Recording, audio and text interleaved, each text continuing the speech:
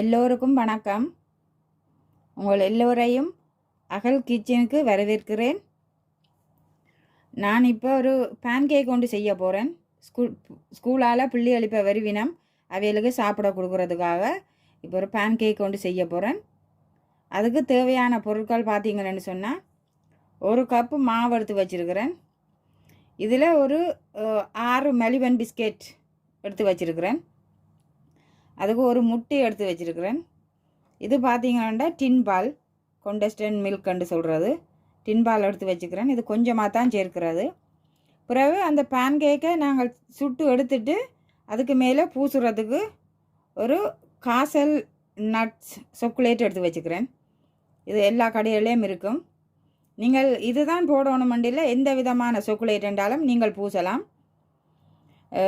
இப்படி போத்தலுகளில் சாக்லேட் இல்லைன்னு சொன்னால் நீங்கள் பேக்கெட்டு சாக்லேட் இருக்குமா இருந்தால் அதையும் நீங்கள் அடுப்பிலேயே வச்சு குறைஞ்ச தீயில் விட்டு மெல்ட் பண்ணி போட்டு நீங்கள் அதையும் பூசி செய்யலாம்.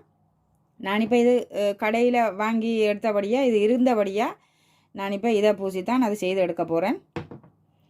இப்போ நான் அதுக்கு முதல் இந்த மலிவன் பிஸ்கெட்டை கிரைண்டரில் போட்டு இப்படி சின்ன சின்ன பிச்சு கிரைண்டருக்குள்ளே போட்டு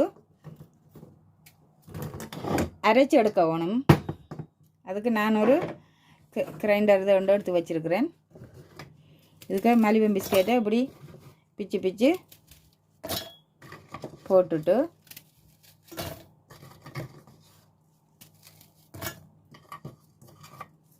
இப்போ நான் இதை கிரைண்டரில் பவுடராக அரைச்சி எடுக்க வேணும்.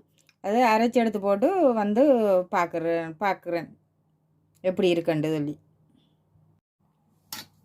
இப்போ நான் இதில் ஒரு பாத்திரம் வச்சுருக்கிறேன்.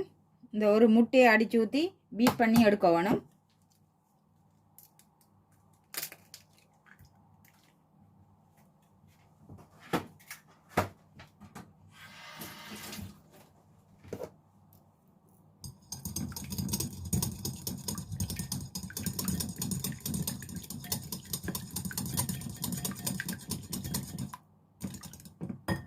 இப்போ நான் முட்டையை அடித்து எடுத்துட்டேன். இப்போ பார்த்தீங்கன்னு சொன்னால் நான் பிஸ்கெட்டு திரித்து எடுத்துட்டேன் கிரைண்டரில். இப்போ அதை இதுக்குள்ளே சேர்க்கிறேன்.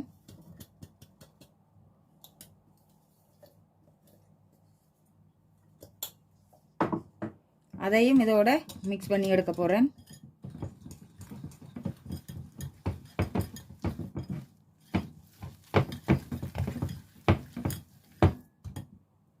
இப்போ ஒரு கப் மாவு எடுத்து வச்சுக்கிறேன். எந்த பர்பஸ் மாவாக இருந்தாலும் பிரச்சனை இல்லை.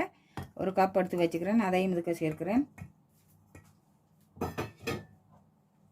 அதோட டின் பால் இருக்குது. இது நிறைய விடுகிறையில் ஒரு கொஞ்சம் தான் விட போகிறேன்.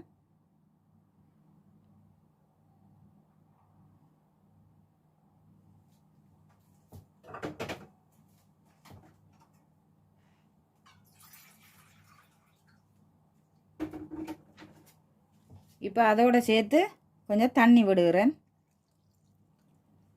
இதை ஊற்றி தான் இந்த மாவை கரைச்சி எடுக்க போகிறேன்.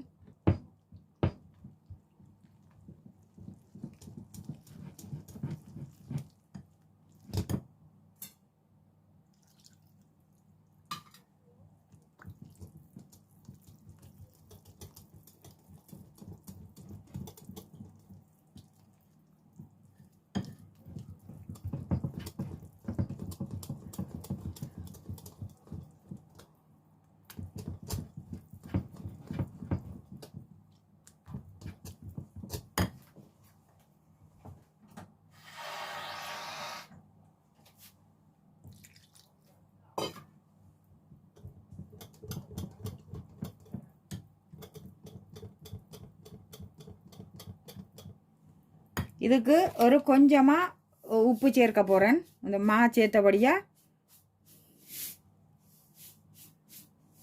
ஒரு இவ்வளவு ஒரு சிட்டிகை உப்பு போடுறேன். நாங்கள் இந்த இனிப்பு இதாக செய்கிறபடியாக கணக்க உப்பு சேர்க்க தேவையில்லை.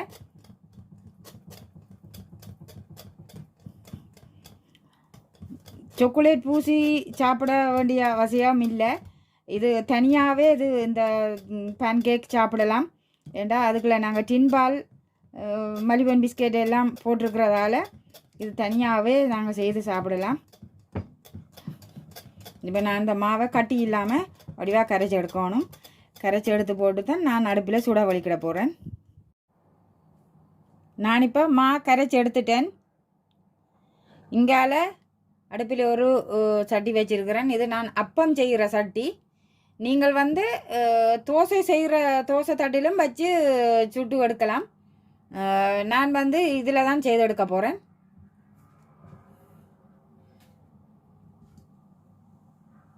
இப்போ சூடாயிட்டுது. ஒரு கொஞ்சம் எண்ணெய் பூச போகிறேன். அதுக்கு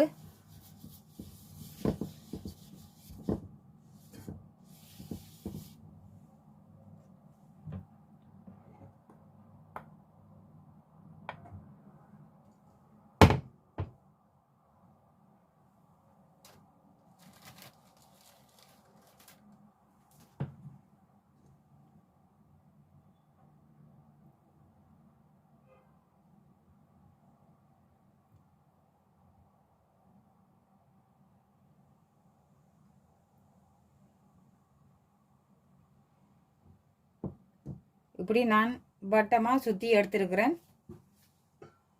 இதை இப்படி ஒரு மூடி போட்டு மூடி விட போகிறேன் ஒரு 20 நிமிஷத்துக்கு.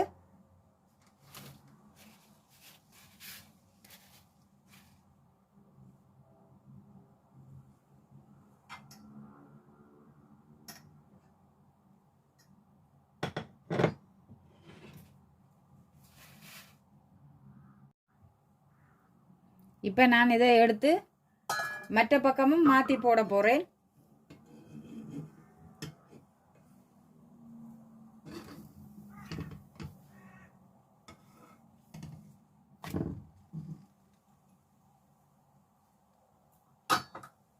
மாற்றி அதையும் ஒரு 20 மினிட்ஸுக்கு மூடி வச்சு விட்றேன்.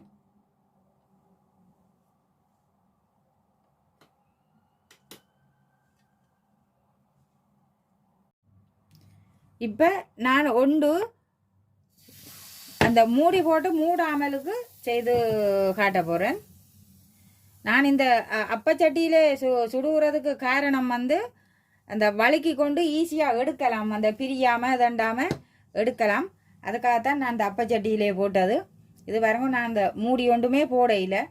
நான் மூடி போடுறதுக்கான காரணம் அந்த உள் மாவு கொஞ்சம் அவிஞ்சு இதாக வருவணுமன்றதுக்காகத்தான். ஆனால் அதை மூடி போடாமல் நாங்கள் சுட்டு எடுக்கலாம். நான் அதுதான் இந்த மூடி போடாமல் சுட்டு எடுக்கிறதையும் இப்போ காட்டுறேன்.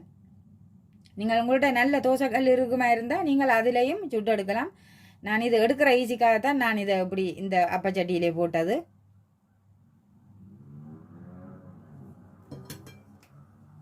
பார்த்தீங்கன்னா வெந்து வந்துட்டுது. இப்போ நான் மற்ற பக்கம் போடுறேன்.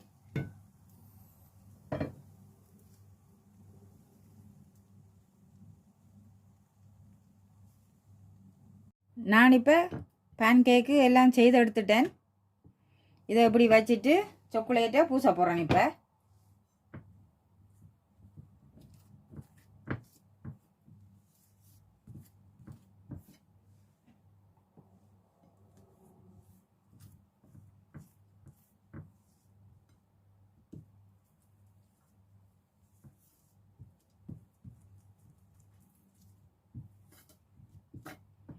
உங்களுக்கு எவ்வளவுக்கு இனிப்பு தேவையோ அந்த அளவுக்கு சாக்லேட் பூசி எடுக்கலாம். நிறைய சாக்லேட் பூசினாலும் ஆகலும் இனிப்பு கூடவா இருக்கும்.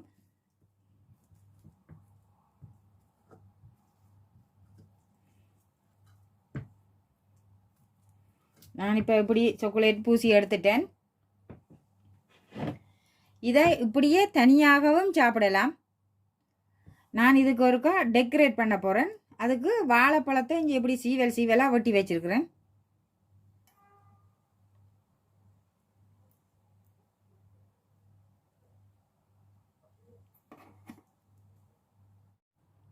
இப்போ நான் பேன்கேக்கு செய்து எடுத்துட்டேன்.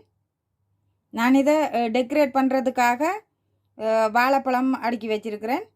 அதே நேரம் இதில் மாதுளம்பழம் அதை உடைச்சி கொஞ்சம் போட்டிருக்கிறேன்.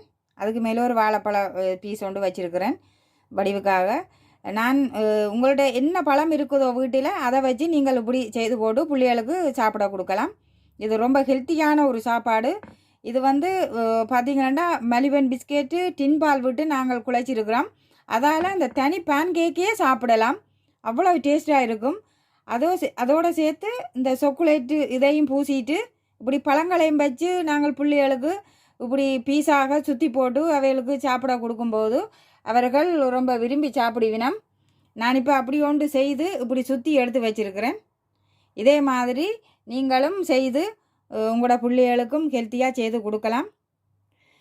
இந்த வீடியோ பிடிச்சிருந்தால் சப்ஸ்கிரைப் பண்ணுங்கோ, லைக் பண்ணுங்கோ.